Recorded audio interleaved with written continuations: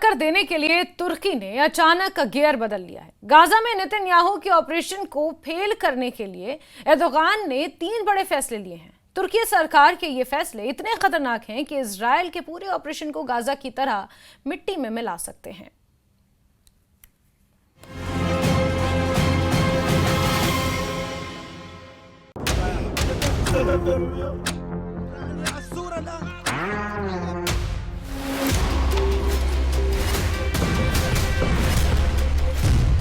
Iran के बाद क्या तुर्की से होगा इजराइल का युद्ध?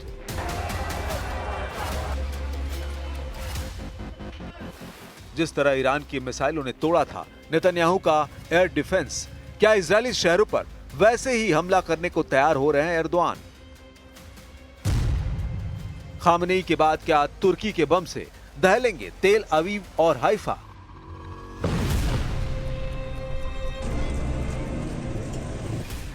अगस्त के आखिरी दिनों में तुर्की और इजराइल के बीच ऐसा माहौल बना है कि सितंबर के महीने में ही आग नजर आ रही है। लगातार बमबारी और 63,000 लोगों की मौत के बाद जब नेतन्याहू के टैंक गाजा प्लान को अंजाम देने के लिए हमला करने वाले हैं, तब तुर्की एक बड़ा फैसला करने को मजबूर हो गया और इसीलिए एर्दोआन ने ऐलान किया है कि तुर्की ने इजराइल के साथ सभी आर्थिक रिश्ते तोड़ दिए हैं। तुर्की ने अपना एयर स्पेस इजरायली विमानों के लिए बंद कर दिया है। तुर्की ने अपने बंदरगाहों पर इजरायली जहाजों की एंट्री पर पाबंदी लगा दी है। तुर्की ने अपने जहाजों को भी इजरायली बंदरगाहों पर जाने की इजाजत देने से मना कर दिया है।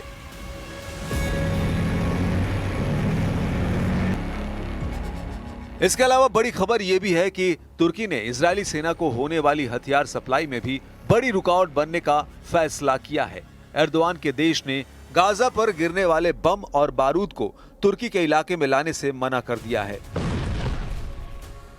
यानी तुर्की में अब ऐसे जहाजों का बंदरगाहों पर आना मना होगा जो इजराइल के लिए बम, गोला, बारूद लेकर जा रहे हैं। यही पाबंदी उन विमानों पर भी रहेगी जो इजराइल के लिए आसमान के रास्ते हथियार पहुंचा रहे हैं। İsrail gemilerine limanlarımızı kapattık. Türk gemilerinin İsrail limanlarına gitmesine izin vermiyoruz. İsrail'le ticaretini tamamen kesen başka ülke, altını çiziyorum, bulunmamaktadır. क्या गाजा को लेकर तुर्की और इजराइल की टक्कर अचानक हुई? इसे बहुत गौर से समझिएगा। 7 अक्टूबर 2023 में जब हमास ने इजराइल पर हमला किया और उसके बाद जब इजराइल ने गाजा पर बमबारी शुरू की तो तुर्की के लिए हालात सामान्य रहे। एर्दोआन कभी फिक्र में नजर नहीं आए क्योंकि उनकी सभी वार्निंग नाकाम साबित हुई। इसके बाद एर्दोआन पैनिक में नजर आने लगे क्योंकि गाजा में हजारों लाशें देखने के बाद भी तुर्की इजराइल कुछ करने में फेल साबित होता रहा। लेकिन अब 63,000 लोगों की मौत और युद्ध के 700 दिनों बाद जब एर्दोआन को एहसास हुआ कि पानी नाक के ऊपर ही नहीं पहुंच गया, अब पूरा का पूरा चेहरा पानी के अंदर है। गाजा को लेकर एर्दोआन का एहसास 700 दिन बाद जागा है। एर्दोआन की नींद अचानक खुली है। उनको एहसास हो गया है कि पानी तो नाक के ऊपर पहुंच गया है। यह बात साफ है कि गाजा में बमबारी को लेकर तुर्की और इजराइल के रिश्ते लगातार बिगड़ते जा रहे हैं और अब तुर्की इजराइल की उस फहरिस्त में शामिल होता जा रहा है जिसमें अभी ईरान और यमन है। लेकिन गाजा में बमबारी के साथ साथ सीरिया में इजराइल के बढ़ते दखल ने एर्दोआन को एहसास दिला दिया है कि ईरान पर अटैक के बाद उनका नंबर हो सकता है। इसलिए अब उन्होंने गाजा को लेकर इजराइल को नया फ्रंट दिखा दिया है। İsrail'in bugün Gazze'deki Nasır Hastanesi'ne düzenlediği vahşi saldırıda 5'i gazeteci, en az 20 Filistinli şehit oldu. Gözü dönmüş Netanyahu hükümeti insanlık adına ne varsa yok etmek için cani saldırılarına aralıksız devam ediyor. Erdogan Gaza की ये तस्वीरें पिछले 1.5 साल से देख रहे हैं। रोजाना सैकड़ों लोगों और खासकर बच्चों की मौत को देख रहे हैं। लेकिन सवाल बड़ा है कि आखिर एर्दोआन को ऐसा क्यों लगा कि अब पानी नाक के ऊपर निकल गया है। 2023 में यह युद्ध शुरू हुआ लेकिन एर्दोआन कोई एक्शन लेने के बारे में खामोश रहे। इसके बाद 2024 भी गुजर गया, उन्होंने कुछ नहीं किया। लेकिन जब 2025 गुजरने की चौखट पर पहुंचने वाला है, तो एर्दोआन को एहसास हुआ कि पानी तो नाक के ऊपर से गुजरने लगा है और अब तुर्की की अपनी बिसात खतरे में है। अब गाजा, यमन, सीरिया और ईरान के बाद इजराइल का युद्ध उनके लिए खतरा बन सकता है। वैसे ऐसा पहली बार नहीं है जब तुर्की ने इजराइल के साथ रिश्ते तोड़ने वाला झटका दिया है। गाजा पर बमबारी को लेकर ही 2024 के नवंबर में तुर्की ने एक तरह से पहली वार्निंग दी थी, जब इजराइल के राष्ट्रपति के विमान को तुर्की ने अपने एयर स्पेस से गुजरने की इजाजत नहीं दी। इसकी वजह से उनकी जलवायु सम्मेलन की यात्रा रद्द हो गई थी। फिर मई 2025 में भी इजराइल के प्रधानमंत्री बेंजामिन नेतन्याहू को बाकू दौरा रद्द करना पड़ा, क्योंकि तुर्की ने उन्हें ओवरफ्लाइट की इजाजत नहीं दी थी। इसलिए अब तुर्की में कहा जा रहा है कि गाजा में सबका बदला लेगा हमारा एर्दोआन।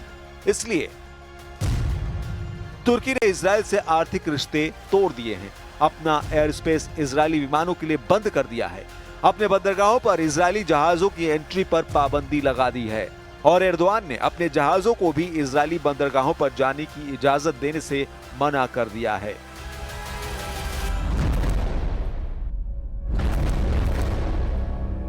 तुर्की को इजराइल को डराने के लिए एक बड़ा धमाका जुलाई में किया था और बता दिया था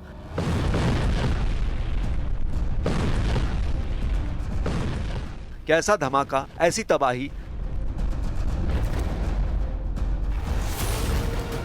ऐसे कपा देने वाला ब्लास्ट।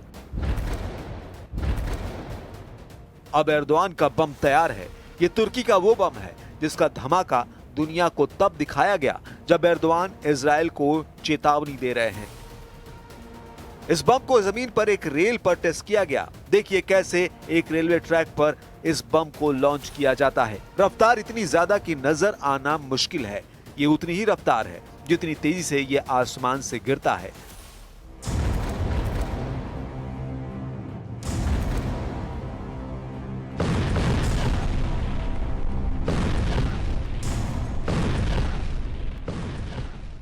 और फिर सामने रखी 7 मीटर चौड़ी कंक्रीट की दीवार पर यह धमाका करता है।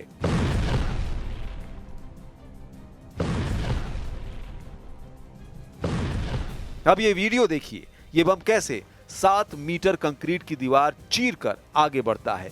एक बंकर बस्टर की ताकत क्या होती है, ये वीडियो देखकर समझा जा सकता है। सामने रखा कंक्रीट का ब्लॉक 7 मीटर चौड़ा है और इसको भेद कर ये बम दूसरी तरफ से बाहर निकलता है।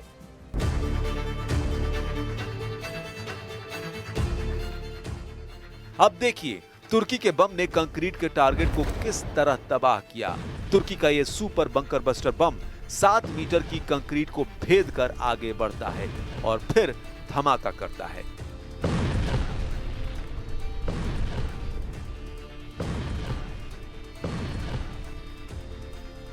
क्या यह धमाके देखकर नेतन्याहू डर जाएंगे, क्योंकि एर्दोआन की तैयारी खतरनाक नजर आ रही है। एर्दोआन के बम में इतनी आग है कि इसे नजरअंदाज नहीं किया जा सकता। इस वक्त सीरिया से लेकर गाजा तक तुर्की और इजराइल आमने सामने नजर आ रहे हैं। अब देखिए एर्दोआन का दूसरा बम। इस बम को तुर्की की एयरफोर्स कैसे इस्तेमाल करेगी, इसकी तस्वीरें भी जारी की गई।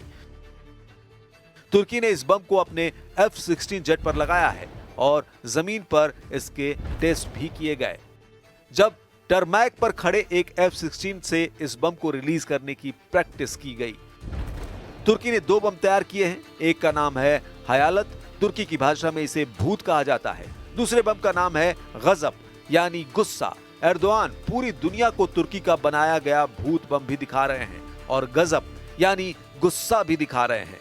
ये दोनों कन्वेंशनल यानी गैर परमाणु बम हैं। ये दोनों बंकर बस्टर बम हैं और दोनों ही करीब 1000 किलो वजन के हैं। ये दोनों ही बम बहुत ज्यादा खतरनाक हैं। दोनों ही F-16 जैसे विमान से लॉन्च किए जा सकते हैं। गजब बम, जिसके तुर्किश भाषा में मायने होते हैं गुस्सा। क्या ये एर्दोआन का गुस्सा है जो इजराइल पर फूटेगा? माना जा रहा है कि तुर्की के दोनों बम अब एर्दोआन को बड़े युद्ध के लिए तैयार कर चुके हैं। तुर्की का दावा है कि गजब बम 2 किलोमीटर के दायरे में सब कुछ तबाह कर देगा। ये अमेरिका के MK-84 और मार्क 84 बंकर बस्टर से 3 गुना ज्यादा ताकतवर बताया जा रहा है। नेटो देशों के मुख्य हथियारों में से एक MK-84 बम 3.5 मीटर चौड़ी कंक्रीट को भेद सकता है, जबकि तुर्की का गजब बम 7 मीटर चौड़ी कंक्रीट को चीरकर दिखा चुका है। दोनों ही बम का वजन 1000 किलो से कुछ ही कम है। दोनों को विमानों से लॉन्च किया जाता है। धमाके के दौरान गजब बम से करीब 10,000 बॉम्बलेट्स यानी विशेष घातक कण चारों तरफ फैल जाते हैं। ये कण 10 अलग अलग तरह के घातक टुकड़ों में बदलकर भयानक तबाही फैलाते हैं। गजब बम को सिर्फ एक हथियार नहीं, बल्कि तुर्की की डिफेंस इंडस्ट्री में एक क्रांति कहा जा रहा है और इससे एर्दोआन का जोश बहुत बढ़ा हुआ है। जून 2025 में तुर्की के राष्ट्रपति रजिब तैयब एर्दोआन ने कहा था कि वो तुर्की की सेना को इतनी ताकतवर बनाना चाहते हैं कि कोई देश उस पर हमले की हिम्मत ना करे। सवाल है कि क्या एर्दोआन का ये मैसेज इजराइल के लिए माना जाए, क्योंकि तुर्की अब ऐसे बम और मिसाइल तैयार कर रहा है जिसके दायरे में इजराइल आराम से होगा।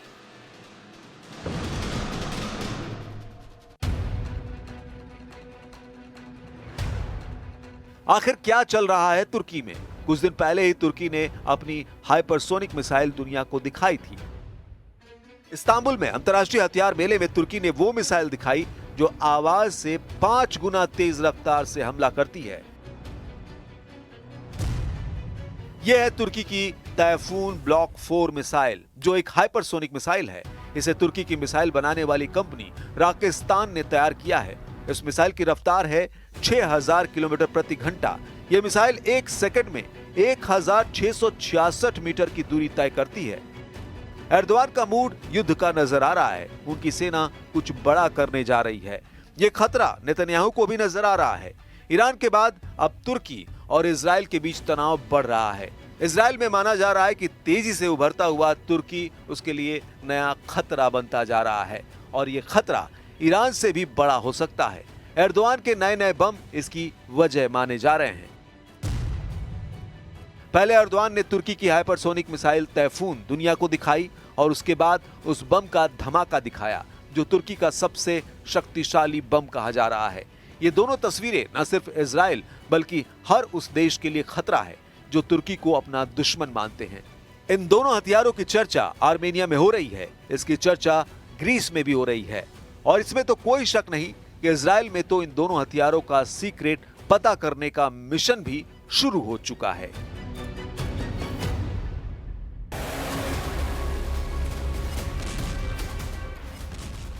अब गाजा को लेकर नेतन्याहू और एर्दोआन की टक्कर शुरू हो चुकी है। जिस तरह ईरान की मिसाइलों ने तोड़ा था नेतन्याहू का एयर डिफेंस, क्या इजरायली शहरों पर वैसे ही हमला करने को तैयार हो रहे हैं एर्दोआन? सवाल है कि क्या ईरान के बाद तुर्की से होगा इजराइल का युद्ध? क्या खामनेई के बाद तुर्की के बम से दहलेंगे तेल अवीव और हाइफा?